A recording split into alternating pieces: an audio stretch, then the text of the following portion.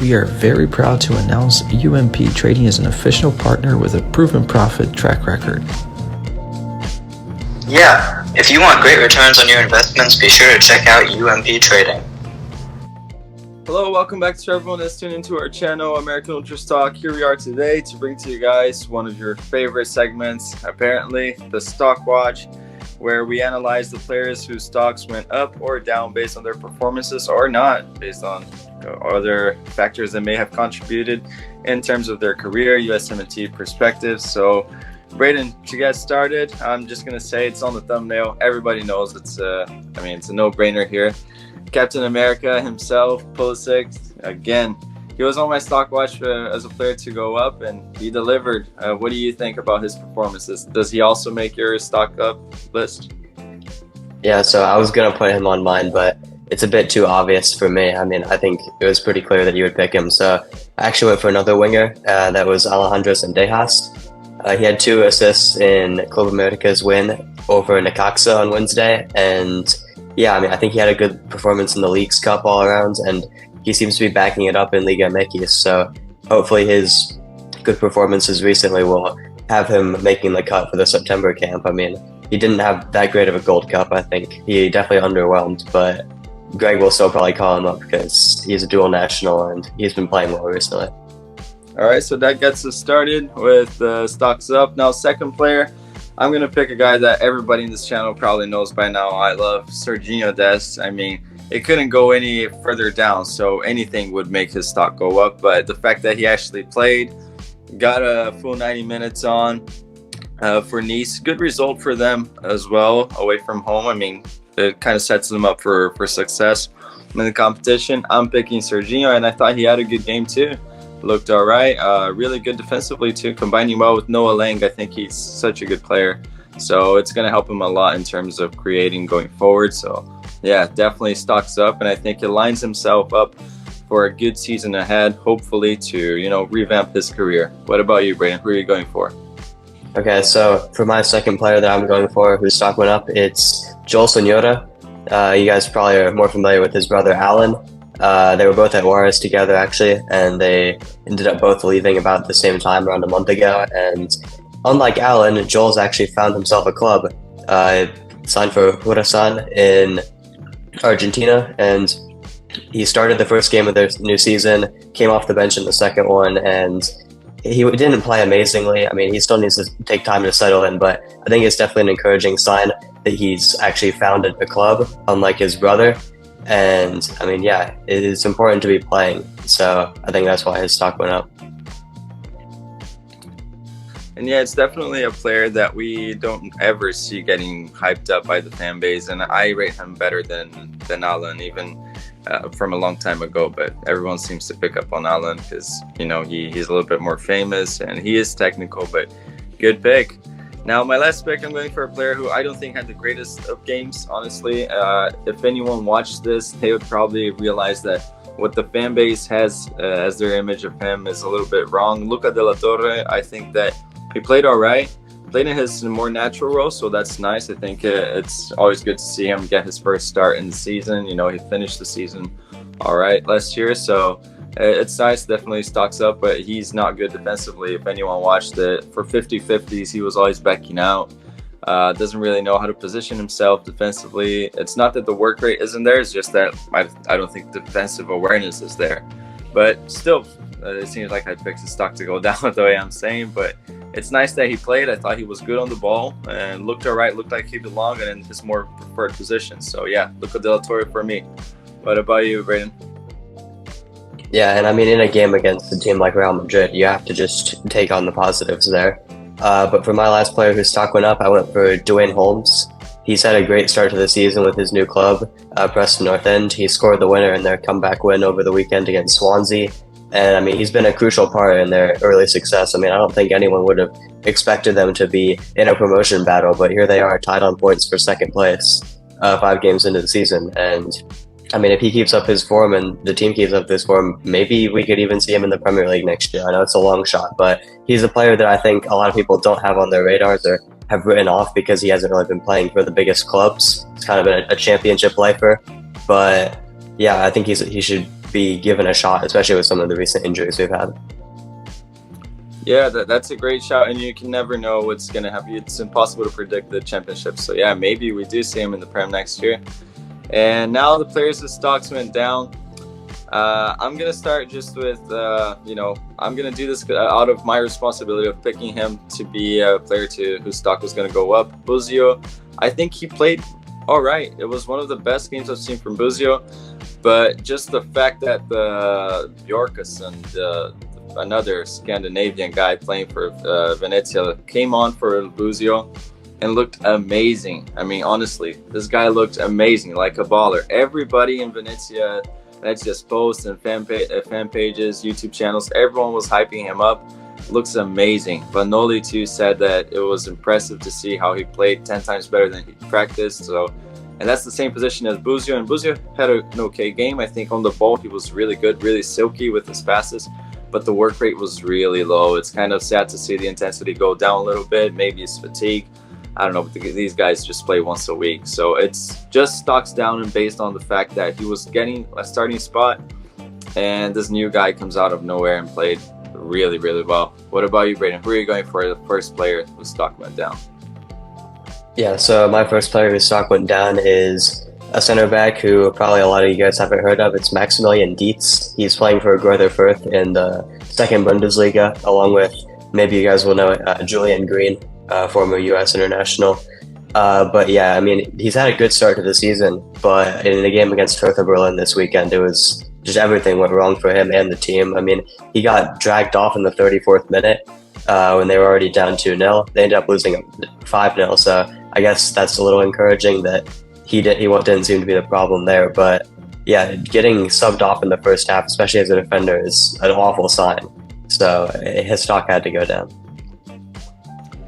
All right, I'm going to pick a player. I don't know. I'm sorry, Braden, but I have to say Brandon Aronson. Honestly, I think this pick, in my opinion, is not my personal feeling that his stock went down per se, to be honest. It's more in terms of USMNT, future, and fan base. Everybody buys into the narrative of we know who around the community these days. There are a few really powerful figures that have some great takes, but just do seem to have an agenda against some players, and Aronson is one of them.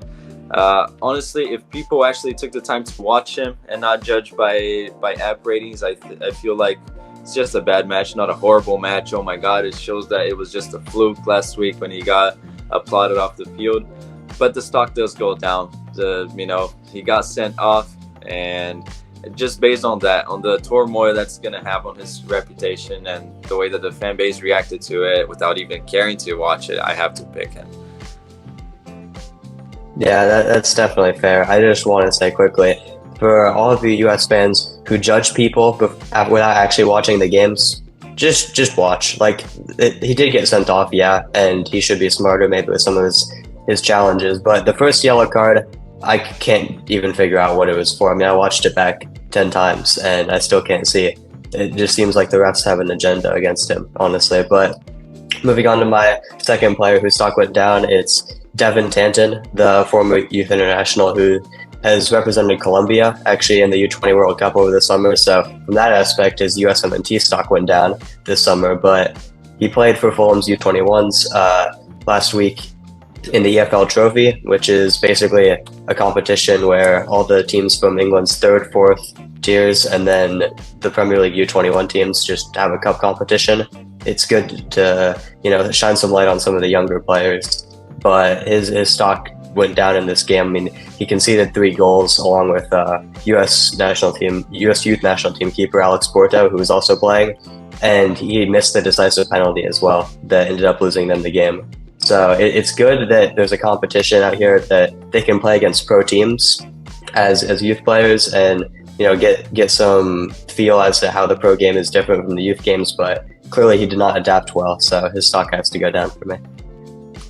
Wow, that does seem like a really bad experience. But yeah, now my last player that's the stock went down. Again, sort of an alternative reason why. It's Benjamin Kremaski. It's being speculated heavily that he will be called up to Argentina. We don't know if he's going to make a choice, but I mean, obviously he's going to choose to go play with them, even if it's 1, 2, 3 games with Messi. And we can't really judge him on that. So for USMNT purposes, I'll go for Kremaski, honestly. Yeah, I mean, I called it back in the first episode of Stockwatch, and it looks like it's going to be happening, unfortunately. But for my last player whose stock went down, I'm going to go for Chris Richards. He still hasn't seen the field at all this season for Crystal Palace, and it's just another classic example, I think, of last year where all of our players went for too ambitious moves. Like we saw, this wasn't last year, but Pepe going to Augsburg, Dest going to, Milan. These players need to be more realistic with their expectations. And the fact that he might need to leave already after just a season there is not a good sign for his development. Hopefully he can play in their EFL Cup match this coming week, but yeah, not getting any minutes so far, not even a slight cameo off the bench is really concerning for me. Yeah, I completely agree, and I don't think that I think our fan base has to be a little bit more patient with, oh, he's not playing there for a season, he needs to leave. I mean, that honestly, especially when you're playing in the back line, you're going to have to be a bench for a while if you choose to go to a big club or a prem-sized club. Any club in the Premier League is a big club, to be honest. So yeah, it is sad, and his position is really hard to break into on that side. And people say, oh, but he played well when he played. Yeah, but he is a bench. He's a squad player. That's what they're supposed to do, play well when they come on. But yeah, now going on to our players to watch for the week. This is going to shock some people. I'm wearing a jersey from a club from this league, Palmeiras. I'm picking Johnny on my stock to go up this week. This is the first time in my life I picked stock to go up, but just based on the fact that, they're playing Bolívar, and I think that he would do well against them. Bolívar aren't that strong of a team, and they're playing at home, and I think they should have enough to go through. And yeah, I feel like Johnny's going to have a good game. And Coudet had said in the presser today specifically that he's liking how Johnny's playing more box to box and with more freedom to attack, as well as being free to defend. He said that Johnny's a good defender when he's free to defend and not tied onto his position. And that made me question if my judgment that he's not good defending might be wrong. I mean, it kind of makes some sense. He's not the sole one responsible for defending, and being the defensive midfielder, he can just add on to it. Maybe he can flourish defending when he has that type of role. So I'm picking Johnny. Who is on your watch list, Braden? Yeah, so I'm going to go for Austin Trusty, and it's another player similar to Richards, where he hasn't really played at all this season. A defender, a backup at a Premier League club, but I think similar to what I said for Richards, I think in the EFL Cup this week, I think he should be handed his debut against Lincoln City, and given his performances in the Championship, performing against a League One side, he should have no problem with. So I think he'll excel, and who knows, maybe if he plays well enough, he'll get the start next weekend against Everton. Yeah, I'd love to see Trusty become a starter there. People are saying, oh, they need to start him, but realistically, that's what you do. You fight for your spot. Like I said, any Prem club is a big club, and it's a good jump up from him. So my sleeper pick, I had a bit of trouble with this one. I thought about putting Johnny in there since, in my opinion, he's not like a main player. But I'm just going to pick Musa. I think that he's going to play. They're going to rotate a little bit, and it's kind of funny to pick Musa as a sleeper pick, but he hasn't really played recently. He came on, had his debut, which is nice to see. And I think that playing this next week, they're probably going to rotate the squad a little bit, and I back him to do well. What about you, Braden?